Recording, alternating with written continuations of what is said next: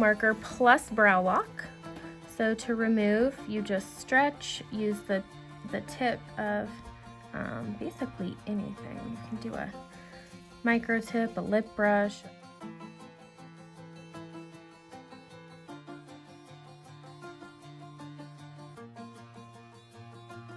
To make sure we get all of the numbing out of in between the hairs.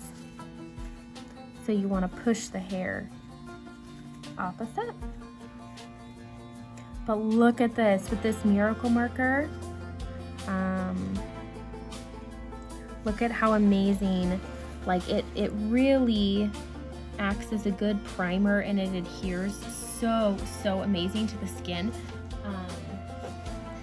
It really does like just really stick that outline on there. Okay guys, so for this touch up, we are gonna build her tails just a teeny bit thicker, and then there's just like a few little areas in here where just like very little stayed. So we're just gonna get these nice and full again. Now if you look at in this area, sometimes when I do shading and microblading, the shading stays really well, but the microblading does not, and this was one of those cases. It's kind of hard to see, but I swear there's a good amount of shading in there. It's with my pixel shader. It's just these nice little pixel shaded dots, and I really only microbladed and shaded where her hair was not.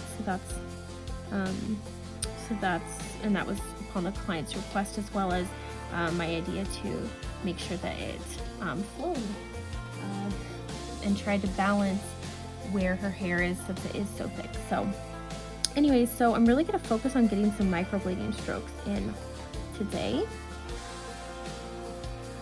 So gonna move the hair, and they're faint, but I can see my previous lines, so I'm just going to trace over them. And we did some really nice fun strokes. Really fluffy strokes in the center. The main thing is on touch up, you do not want to cross like over your other strokes, but here's the trick, guys. As long as you are not crossing over your strokes to begin with, crossing over their natural hair to begin with, then you don't have to stress so hard on touch up. Okay, so I'm gonna do this hair here, this hair here,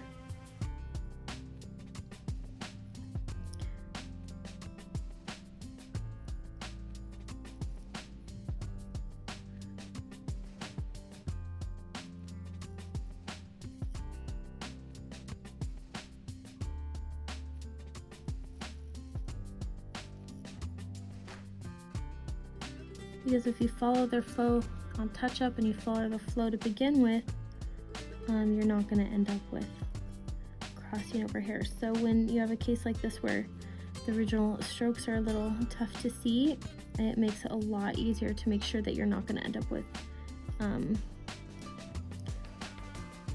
feel like if I say the word crossed hairs one more time, I'm gonna sound stupid, but crossed hairs. But as you see in the original microblading too, I really didn't microblade in this area. It was really just here and here. So that's what we're doing again. All right, and tilt your head for me. Thank you. And because her natural hair is less dense right in here, I really want to make sure to build these center strokes nice and fluffy to try to get some symmetry.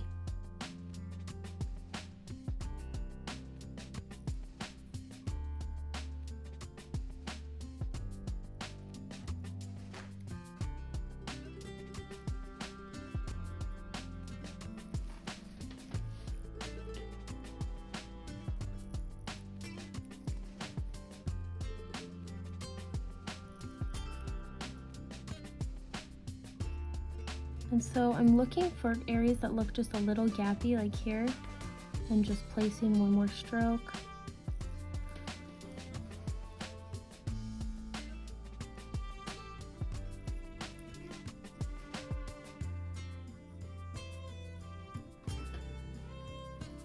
Could you tilt your head for me? Thank you.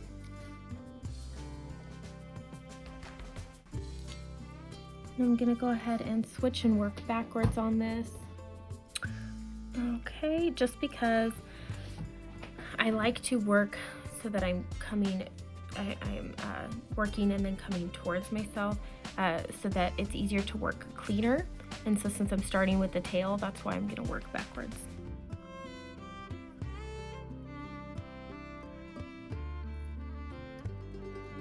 Same thing, just tracing over. And they are really faint, but I promise you, you'll continue to train your eye to be able to see your strokes the longer you do this. And there's honestly not a lot here.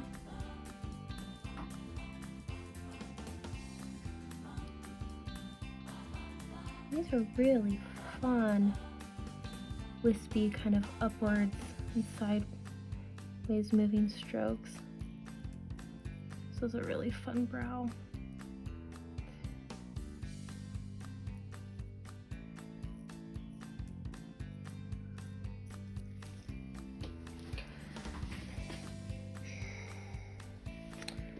Here we go. I think that pretty much balanced her microblading.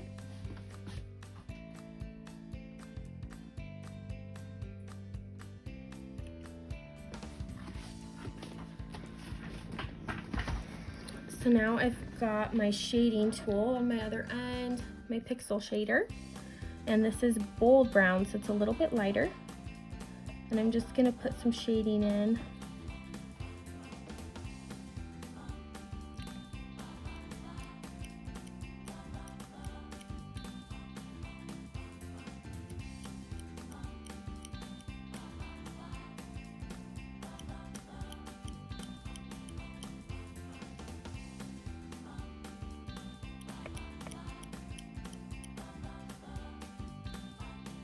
I'm just kind of working in between where I placed my strokes at the same angle I placed those strokes.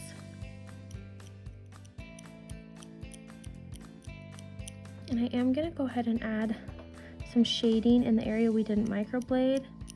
That's actually just going to help unify the brow.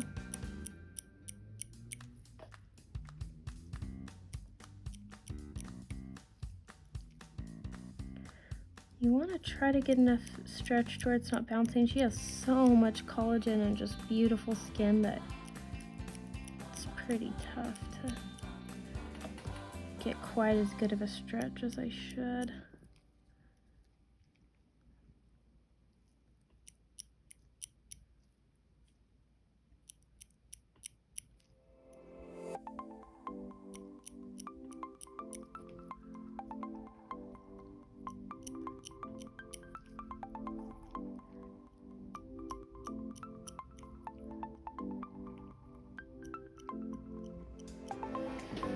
Okay. And can you tilt your head the other way? Perfect. Thank you. Just same thing here.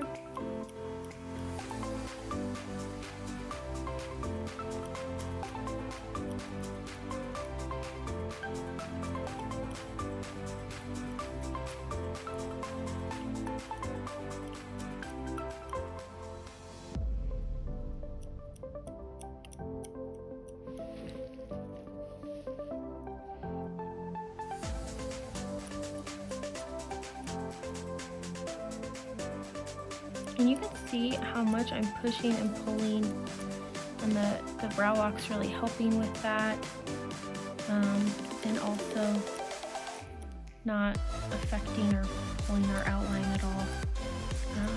With the new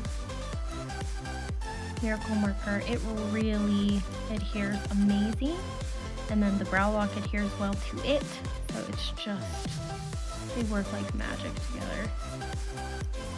I really like to map and then numb. Part of the reason I like to do that is because I like to prick with my numbing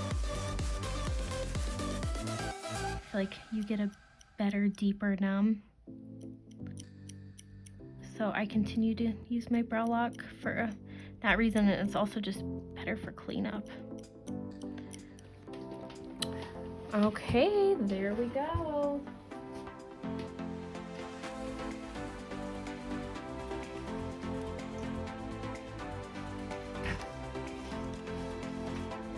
So I'm just gonna add some secondary numbing here.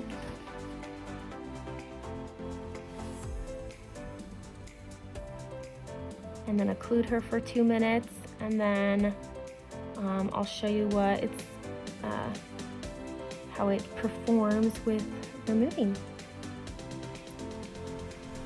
or wiping, I guess, removing the pigment.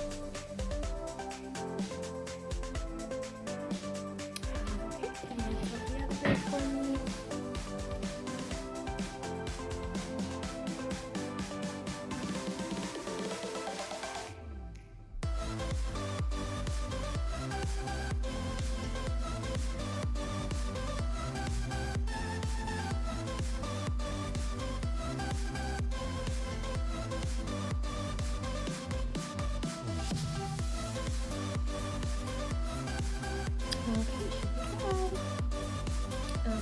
So we're just going on here.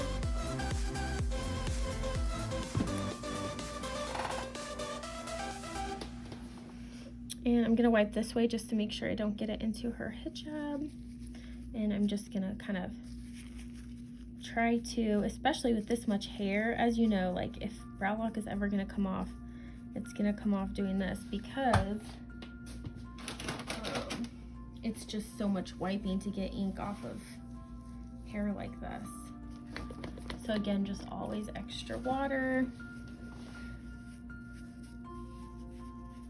Look at that. Doesn't that make you happy? Keeping that amount of outline after a first pass. I'm telling you guys, game changer.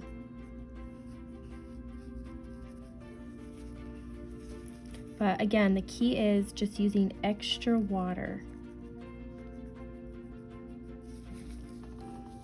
And then you can wrap this around your finger, and if you still feel like you have a little bit of ink stuck in between the hairs, a trick I have for that is wiping against the hair growth.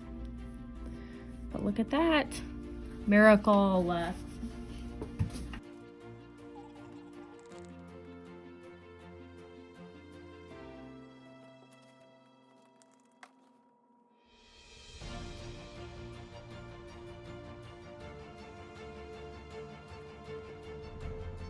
First, just gonna go over every single one of our microblading strokes one more time, and then we'll look and see if we need a tiny bit more shading.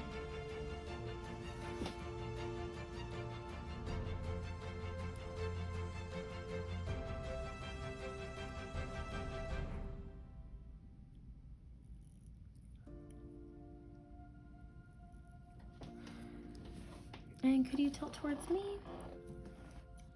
Thank you.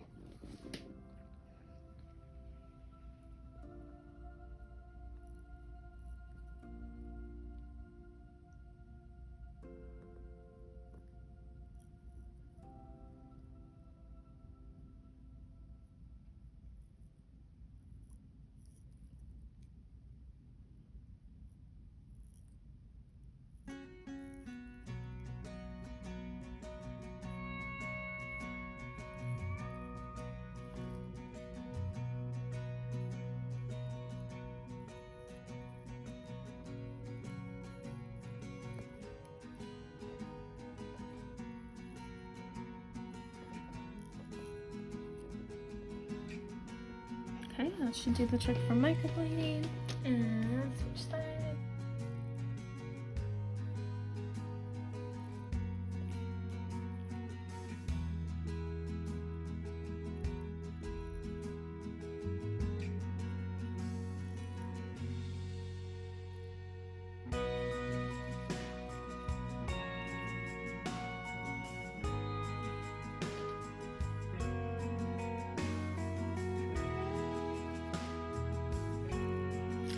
And even as the the brow lock starts to peel away, our miracle marker is still way on there. I'm gonna leave it just because it's still gonna help protect the skin. Okay, I'm gonna work over on this tail now.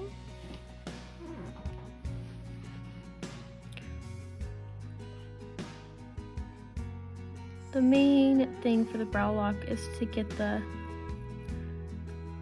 miracle marker to last through numbing.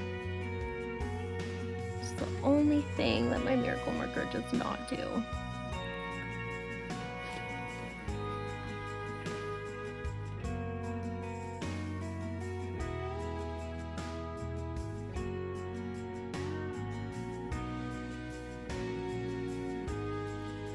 And just work slowly and methodically, take your time, and just make sure to carefully trace over each stroke so that you implant a good amount of pigment.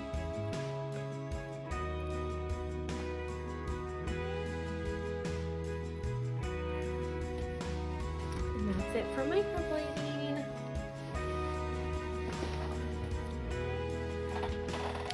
I'm gonna go ahead and wipe this off so I can really clearly see where I need shading.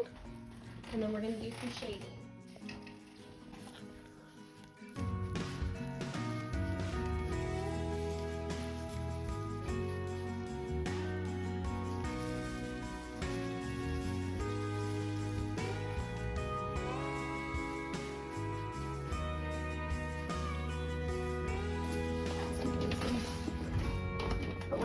This, you filmed over and over.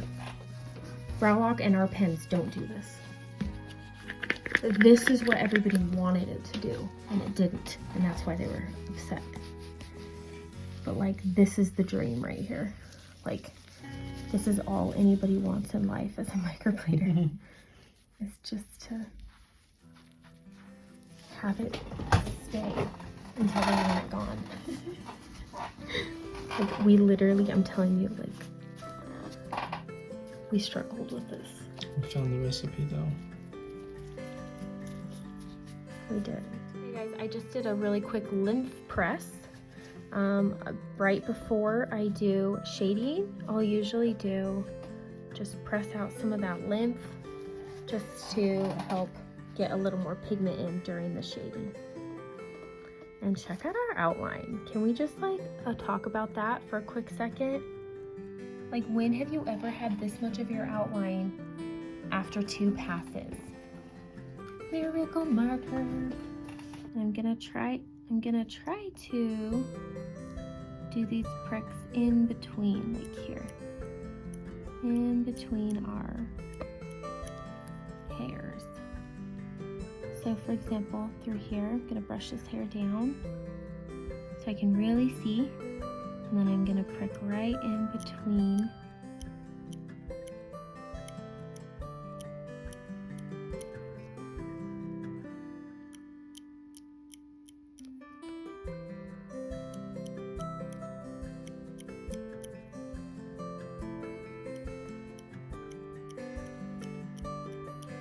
Okey-doke.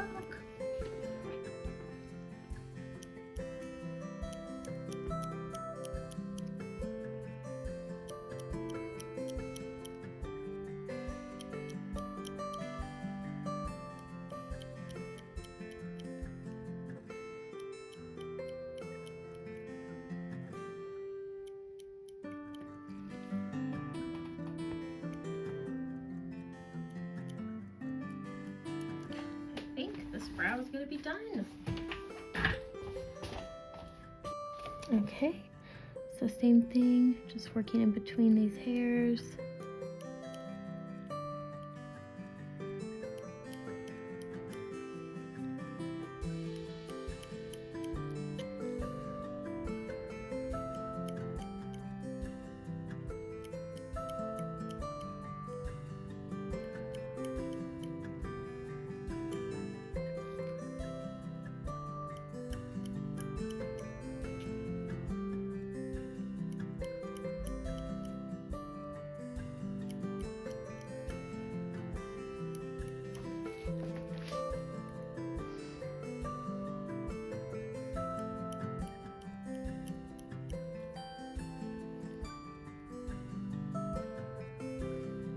I'm kind of trying to tilt my blade here to get it at the same angle that her hair is growing, just to give us an even more realistic look on our pixel shading.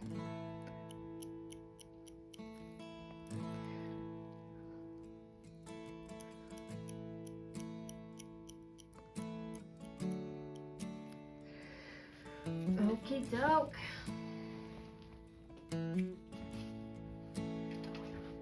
Normally, honestly, I would just put on some A&D, do a pigment mask for 5 minutes and call her good. But because I want to show you, just really emphasize how well this miracle marker stays, I'm going to go ahead and wipe and then put on a mask, just to show you what it would be like if I did, you know, even a third pass of wiping. So let's get crazy in. I'm gonna be even just more like sloppy and rough about it because I can be. Look at this. This is just crazy. See, and you can see the brow lock is starting to have a tough time with all that water, but the miracle marker is just so on point right now. And I just can't wait to show you how clean and beautiful it's going to be when I peel this all up and clean it off. So now I'm just going to take my shading solution and coat her brows just like this. And then I'm going to do some A&D on top of this and do a pigment bake, is what I call that. For about 5 minutes, and then we'll look at them and might do some finishing touches, but I think she's done so. Super excited. And A&D, I just get these little disposable packets, and it just takes a little bit on top of each brow so that it just helps push that pigment in there even more during your mask at the end.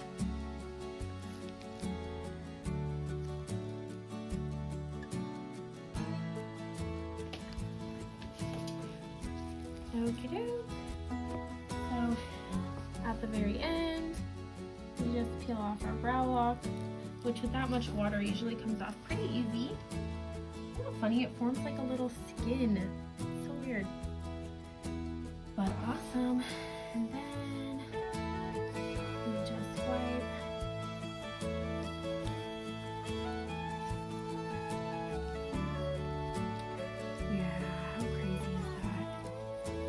Still that much left.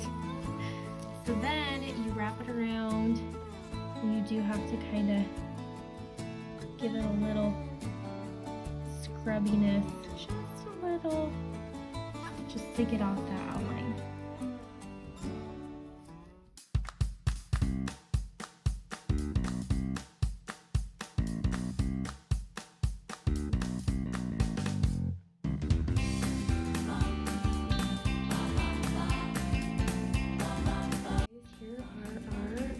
Brows.